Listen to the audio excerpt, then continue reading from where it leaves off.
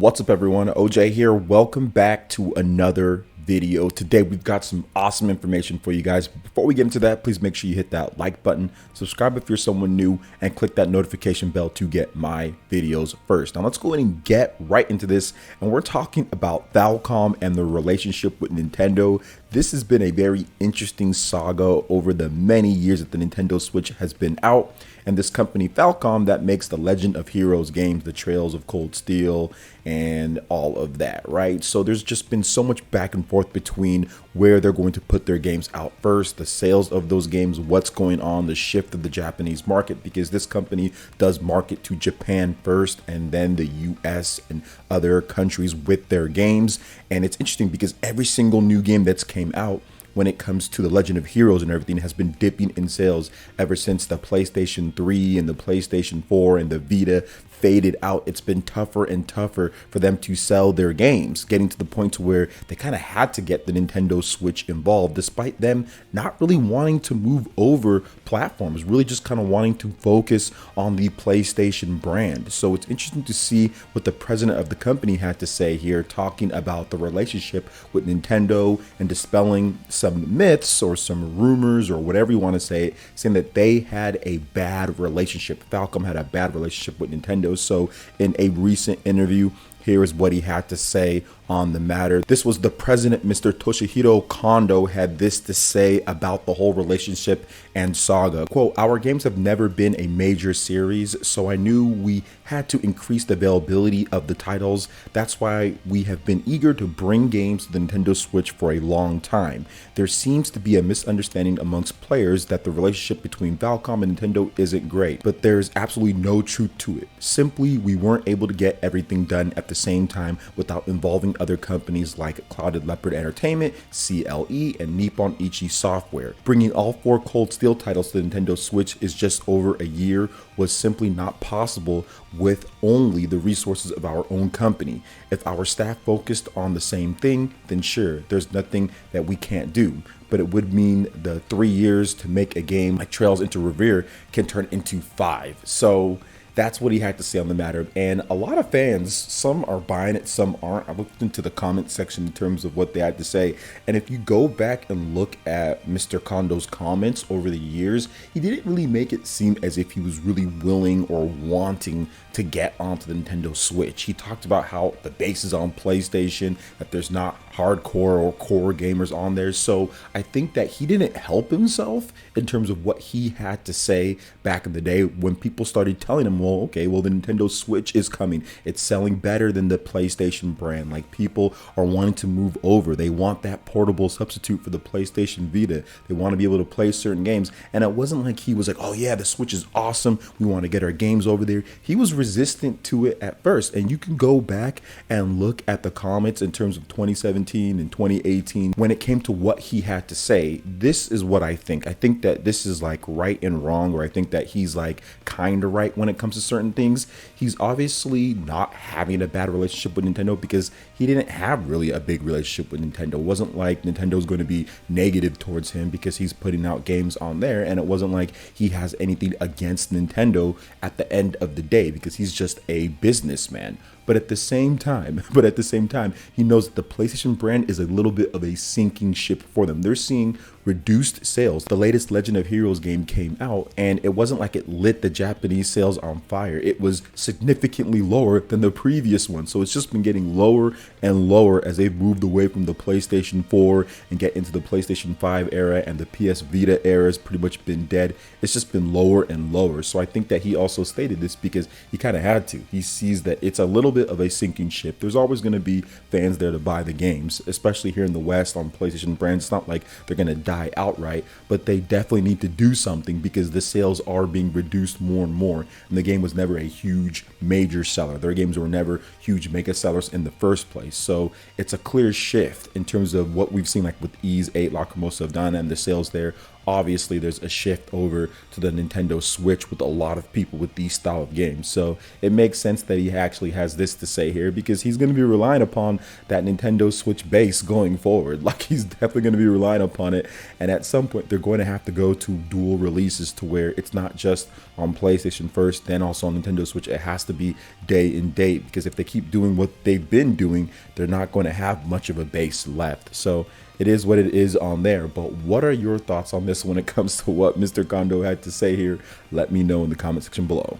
All right, and moving on to the next topic here, guys. Another big Japanese RPG is heading over to the Nintendo Switch. It's coming in spring of 2022, and that is Crystar, a game that originally launched back on the PlayStation 4 a couple of years ago, and it's making its debut on the Nintendo Switch. So yes, once again, NIS America will be involved in this in the newly announced Switch version of the action RPG Crystar for the West in spring 2022. The publisher has announced it will include English and Japanese voiceovers and also English text. Now, pre-orders are available now at this point.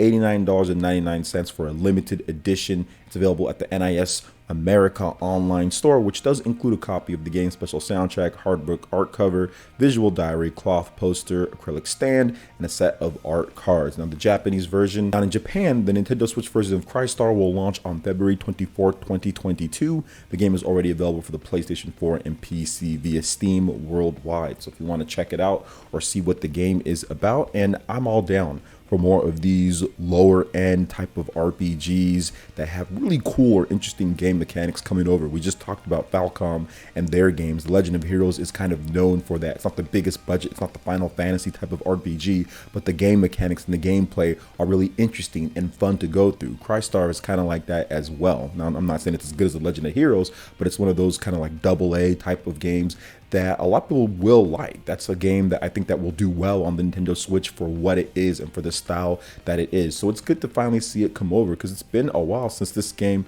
was announced. It did take them a little bit of time, but you want to make sure that you make a quality port of the game. You don't want to rush things, so I can understand. But I think going forward, we're seeing more of these smaller publishers want to kind of move over to the Nintendo Switch a bit faster. So it's good to see that Crystar is finally coming over to Nintendo Switch. It's coming early next year, spring 2022. If you want to see more features about the game and what it's about when it comes to everything, you could check out the official Nippon Ichi software. They have all the rundown. Of course, Gematsu has it as well. But yeah, I'm excited to get more of these cool, unique JRPGs on the Nintendo Switch. So what are your thoughts on Crystar coming over to the Switch in early 2022? Let me know your thoughts in the comment section below. All right, and moving on to the next topic here, guys. We've got a little bit of a delay on Elden Ring. So this game is a highly anticipated game. There is a delay, but there will be a closed network test starting this November. So publisher Bandai Namco Entertainment, developer From Software, have delayed Elden Ring from its previously announced January 21st, 2022 release date to February 25th, as well as announced the dates of the Elden Ring closed network test. The depths of the game and the degree of freedom and strategy exceeded the initial expectations, hence it has been decided to extend the development time for final adjustments, thus moving the release date to February 25th, 2022, Bandai Namco Entertainment said recently. The closed network test will offer players a hands-on with the opening hours of the game while assisting the development team in testing the game's online servers ahead of its release date. It will also support cross-generation play, so that's the PlayStation 4, the PlayStation 5, Xbox One, Xbox Series, and of course PC. But that cross-generation from the Blast to this one, that's pretty cool there. And you guys can check out the schedules in North America, Europe, Japan. I'll have that on there.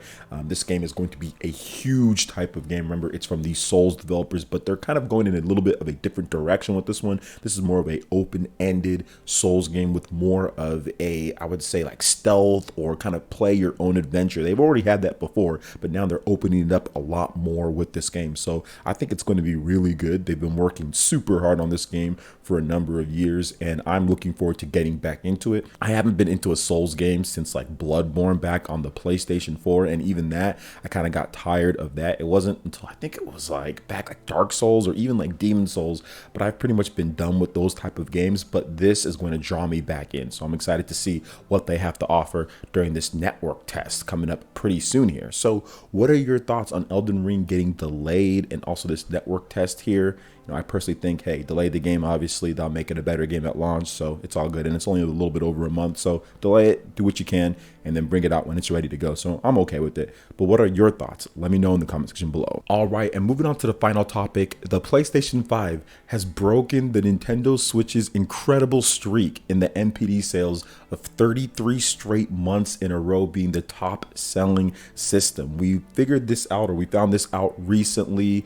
There was a big thread on it on Twitter. Make sure you guys check it out. Matt Piscatella, he talks about the NPD thread and everything. And some people might be wondering, well, wait a minute, did they get more PlayStations? What happened with the Switch? Are the sales dipping? Nintendo need to do the next thing. And it's a combination of a couple different things here with the PlayStation 5. One, they did get some more stock in. I mean, they did do that, so they're trying their best, and that's awesome to see that. But it's also because the Nintendo Switch has the Nintendo Switch OLED, because this is the previous month's sales. So we're in October, so it's the previous month, so it's September, and people heard about the Nintendo Switch OLED and the pre-orders and stuff like that. So obviously you're going to get a dip in sales of the regular base model as people wait for the Nintendo Switch OLED sales. Now we did see a dip in Japan as well leading up until the Nintendo Switch OLED launched. Then of course the sales go right back up with that OLED as people want to play something new when it comes to Nintendo Switch. So that's one of the reasons why the Nintendo Switch actually sold less than the PlayStation 5 was because of that. But at the same time, it's cool to see streaks kind of get broken and everything, but definitely take nothing away from the PlayStation 5. They're doing the best they can to try to supply that. I mean, how much of it is scalpers compared to people just getting the system? I mean, who knows? But at the same time, like, it's good to see that more people are getting PlayStations, are getting Xboxes, are getting Nintendo Switches. Like, this is the best in terms of competition the industry has been since the 7th generation. So I love what I'm seeing here from Microsoft, Sony, and Nintendo. All of these companies are selling a lot of systems and are doing really good in their own right. So that's what it comes down to at the end of the day. So what are your thoughts when it comes to all of this with the Nintendo Switch and also with the games that are coming, Elden Ring and Falcom, what they had to say? Let me know in the comment section below. All right, guys, that wraps it up for this video here. Thank you so much for watching. I do appreciate it. Please make sure you hit that like button if you did like the video. Subscribe if you're someone new. Click the notification bell, and we'll see you for the next video. Peace.